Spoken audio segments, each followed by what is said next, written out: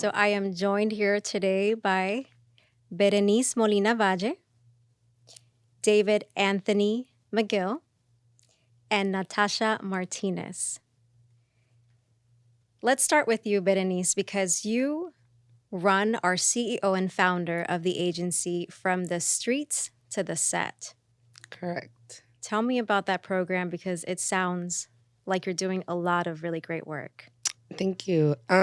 So From the Streets to the Set was founded as a hobby to begin with. It was like my idea wasn't to have it what it is now, but thankfully it did evolve to that. But what it is, it's an agency that hires formerly incarcerated or troubled youth or people that come from straight our communities with no experience in the entertainment business. And then we train them and we put that path into the industry. So we service a lot of inner city communities and just, people that have a passion to doing this but don't know how to break in or don't have any proper representation to be that voice. So that's what we do at From the Streets to the Set. We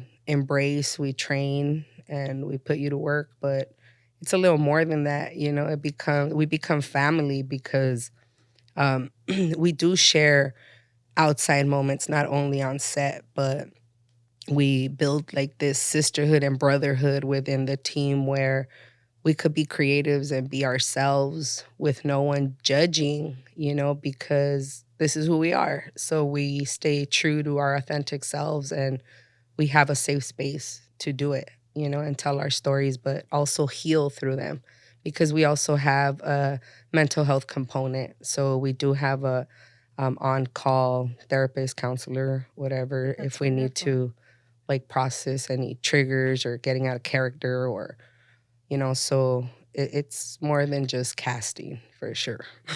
And how does that process work? Do you approach artists or do they come directly to you? So I started as a gang interventionist in the community. So I already had a lot of ties in the community with these communities. And when I say communities, I say gang members and, but I say community members because that's a community in itself. So um, what happens is by word of mouth, like, they'll be, hey, B's doing this, or hey, have you reached out? And so I get so many DMs or emails like, how do I get in? How do I do this? How do I do that? And it becomes overwhelming because you get to see the amount of people that just want a second chance, I don't think they know the in depth of what it is to be a storyteller, but they just want to be a part of something. And when they see someone they could relate to, like, hey, how do I get in? Like, or how do I do it? Right. And so we got like a bunch of people sending us DMs and messages, but there's a process, everywhere you go, you pay your dues. So there are meetings that we hold and you come and audit. There are acting classes that we hold, you come and audit. You invest your time because, like anything, right? Especially if you come from the streets where we come from. Um, if you had time to gangbang, if you had time to go score dope, if you had time to do that, then you need to have time to better your life, make the change, and invest in your craft.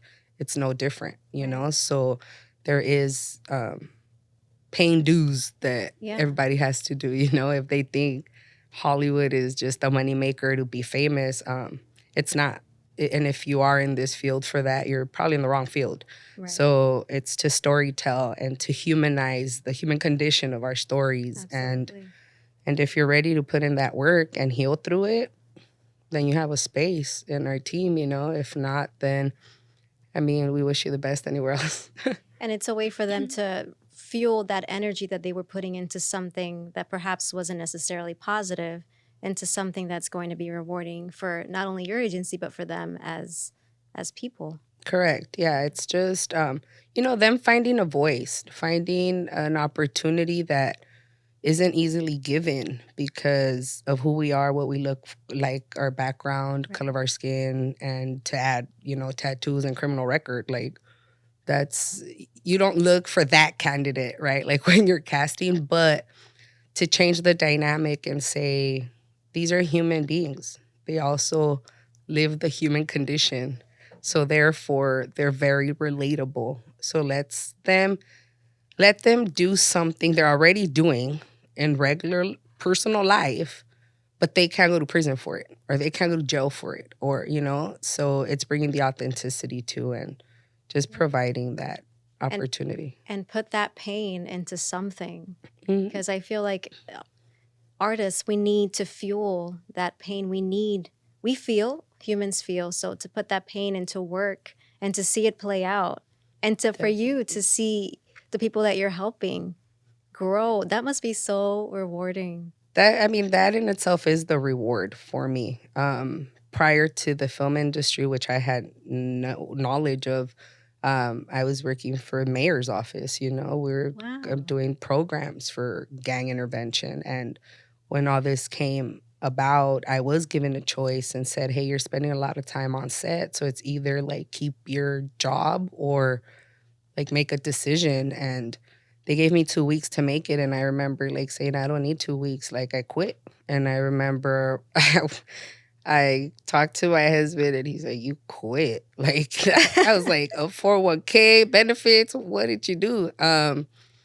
But the reward that I got when we worked on a feature and we went to the screening and I had a kid come to me after and said, hey, like, thank you for putting my dad in a movie. Like, he's an actor.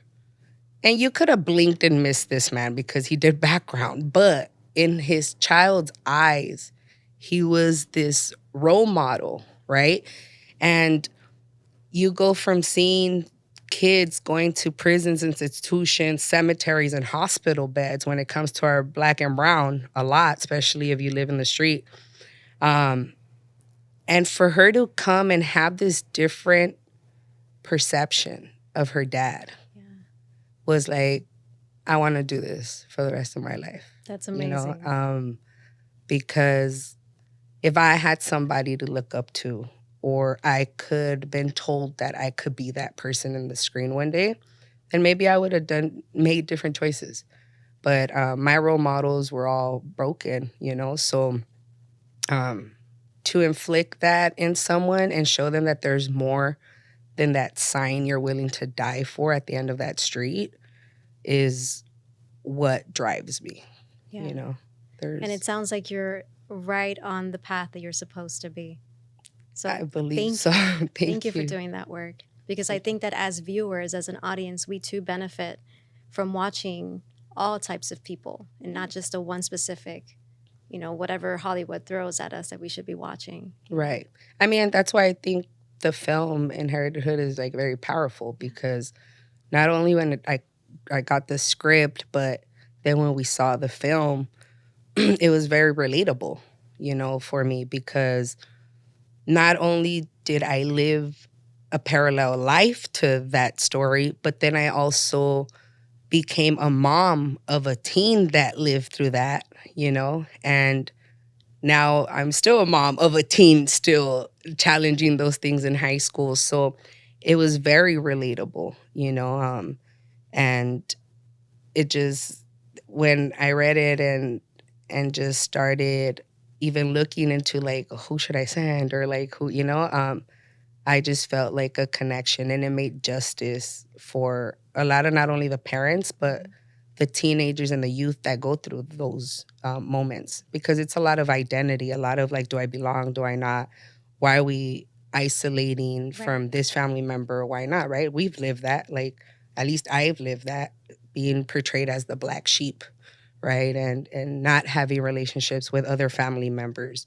But I think that's just ignorance when you don't know what someone is living or going through, right? Because everybody copes differently. Right. Some run to the streets, some run to drugs, some run to drinking.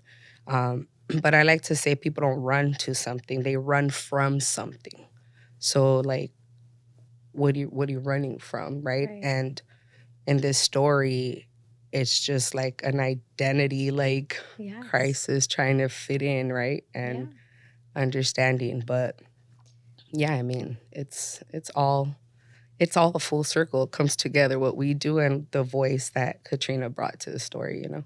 In the scene of like the jumping in and that was an impact on me. Not that I had not seen something like that, obviously growing up or experiencing it myself, because I come from gang culture. So I was the one doing the beating up and I've been beat up. But what what brings my attention a lot with the violence, the way we cope with things in the community is we go straight to fighting and violence is the norm, right? But in reality, violence and anger is only the root of pain. Like pain is your core. Absolutely. That's the emotion that is really something that we encounter, especially in the ghettos or in the barrios, right? That we come from. So it's not socially accepted to say, "Hey, I'm hurt," and "Hey, I'm sad," and "Hey," so we use violence to make a point or make a message, and and then that becomes more detrimental and a trauma. Yeah. Because we don't use our communication skills because we're not taught that. So we are taught to fight. Right. But violence is a very real thing in our community because if you don't fight, then you're weak. And if you fight, then you're crazy. So either way, it's like a lose-lose. Yeah, there's no way to win. But definitely, bringing awareness of where this comes from is like very important. And I think showing these two different scenarios really helps understand what some people try to avoid coming from the hood and what some people, that's all they know, So that in itself is a culture. And I think being more aware, I'm not saying acceptance because you don't have to accept the violence, but you do have to accept that these people are broken and in pain. Right. So how do we help instead of Exactly. putting them in a position where that's all they know as a voice, Yeah. So, and that's where you come in. And I would like to think that that's where I come in. But, everybody has their journey, but it is something that it's progressively changing if you allow it. But if not, it's still very real in these streets. Talk about your contribution to Inheriting Hood. So my contribution was to help assist with some of the talent that participated in the film background and just bringing life to the other actors and support and whatever they needed. So that was my small contribution. They did the big contribution of being there, so. And contribute you did. Natasha, tell me about being part of the jumping crew. Well, I never been in a fight. So being able to do that, like just for like that scene was like a funny experience to me because if I'm being honest, since I never been in a fight, I didn't know what to do. So I was just like throwing my hands, but it was a cool experience. What was it like working with Katrina, the director? She was really patient with all the actors and actresses, and from what I seen that day, she like knew what she wanted and how she wanted it. And what about you, David? What about your scene stood out for you and stayed with you? Because I know that you are part of the rapping scene. You didn't necessarily rap. No. So what was that scene like filming that? What did it feel like for you? It was a lot of fun. I think I just love coming of age stories. And so like if I find one that I enjoy or something like that, I want to be a part of it. And so that one was just a lot of fun. I got to play Ray and he was a lot of fun to be for, the period of time I got to be him. So just stories where young people are coming into themselves and finding themselves. I think that's always just something special because I think that's something everybody can relate to. And so it's a lot of fun. What was your experience like working with Katrina? It was nice. She was very kind. I think the moment we got to set, like, she walked up and hugged us. Yeah, she walked up and hugged us, and I had never met her before, Yeah. and I'm not a big hugger, so Good to know. yeah. So when that kind of happened, I was like, oh, but it was just immediately very pleasant, very kind, and just very encouraging. We didn't really, we didn't know what to expect. I don't think walking in, and then she was just very pleasant. So you two know each other from before. Through Bernice, yeah, Nice. we've known each other for a while. That's wonderful. Have you gotten to work on any projects before together, or was this your first time? I think this is First time. Yeah. Yeah. We've taken like acting classes together, but I think this is our first time in a scene together. Yeah. And what about the future? Are you looking to continuing your acting career as an artist? You want to go first, or is that me? I can That's answer. me. Oh, that's me. No, yeah, I'll definitely continue. I started with Bernice right after I finished high school. She found me so I've been out for a few years now, and so like immediately she took me, and the first time she put me on set as an extra, I was like, all right, this is definitely something special. Yeah. And I've always loved movies, and so to have been like finally getting to do something I always wanted to do, and like she said, she changed lives. Like from that moment on, I was like, this is it. And and like you said, she creates a family. Like I think a lot of places when you go to work somewhere, different jobs that you have, they say we're a family. It doesn't always feel like that. Right. And this is like one of the first times where I can genuinely say I enjoy being around everyone there, everyone that's part of the group. And I mean, we all go to each other's family stuff, birthdays, all that kind of stuff. It's not just meetings and not just working on set, but you're there for big monumental moments in each other's lives, and so it really creates a real like not just camaraderie, but like you really feel something special. Yeah. And it's like I can't imagine the last few years without it. It's shaped so much of who I am right now that I don't know what I'd be like if I wasn't part of From the Streets to the Set. Wow. Yeah. It sounds like such a big support that even in, dare I say, regular, lives, right, that are not necessarily going through the same struggles that the people you're helping go through, they don't always have. So to be able to have that, it's very special. Thank you.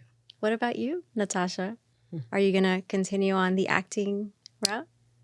I don't know. I feel like right now I'm just taking it little by little. I just finished my pharmacy tech program school thing. Congratulations. So right now I'm just trying to focus on that, and then maybe in the future focus more on acting. I think that's a really, really good plan. Thank you. Is there anything else you two like to add about your characters, the future? I don't know. We want to keep going. Had a lot of fun doing this one, and hopefully can't wait to do more. Yeah. Yeah. What about you? As work, I mean, we have a lot of work. so that's for sure. I do want to say that, we're grateful, like, for Katrina to give us that opportunity. We always let our talent know that there's no such thing as small roles, only small actors, So even if you are background or whatever, you are still part of that scene, and you are still part of the creative form to bring it to life, right? So I'm even very proud of these two because they started off as background, but like David has had several featured and lead roles, like in different projects, and he's executed like with no doubt in my mind that I am very sure when I send him out, there's nothing that I'm second guessing or, oh my God, and, with Natasha, she came out of her shell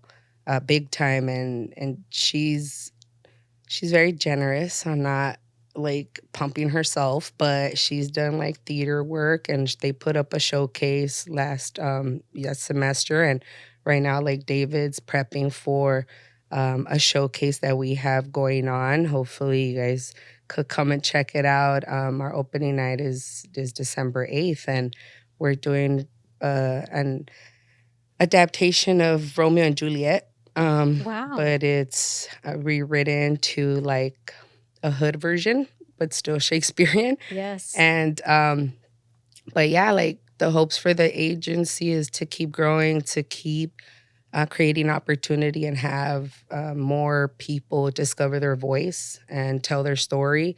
And I'm very transparent with all my talent. And I tell them, like, not everybody's going to be an actress or an actor. But if you love this industry, then how can we support you through URA to stay in the industry, right? So we don't only train actors, but we sit and teach script writing, grip, lighting, sound, editing. So if you want it that bad, like, then there's room for you. Right. So hopes for URA, you're going to keep seeing a lot of our talent and hopefully working a lot more with Katrina and other great directors and storytellers. And we are officially in pre-production for our first feature.